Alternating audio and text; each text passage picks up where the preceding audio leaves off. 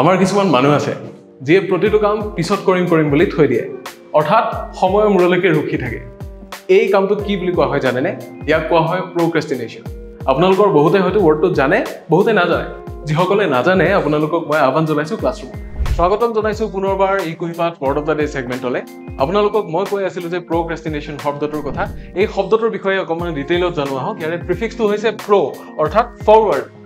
আমি যেটো বস্তু আগলৈ ঠেলি দিও হেতু আমি প্ৰ বুলি ক'ব পাৰো বা ফৰৱাৰ্ড বুলি ক'ব পাৰো ক্ৰেষ্টিন মানে এই শব্দটো হৈছে লেটিন অৰিজিনৰ পৰা আহা যেটোৰ মিনিং হৈছে টুমৰো অৰ্থাৎ কালিলৈ ঠেলি দিয়া পিছলৈ ঠেলি দিয়া আৰু সাফিক্স লগ হৈ আছে এশন যেটো নাউন ফৰ্ম কৰোতে সাধাৰণতে ইউজ হয় আৰু ইয়াৰ মিনিংটো হৈছে এক্ট অৰ প্ৰসেস সেই এক্ট বা প্ৰসেসটো যেটোত আমি যিকোনো বস্তু কাইলৈ বা পিছলৈ ঠেলি দিও অৰ্থাৎ কামটো ডিলে কৰি দিও সো ইয়াৰ মিনিংটো যদি আমি সিম্পল কে বুজিবলৈ হয় মিনিংটো হ'ব এনেকুৱা the act of delaying or postponing something যেটো বস্তু আমি পিছলৈ ঠেলি দিও সেই কামটোক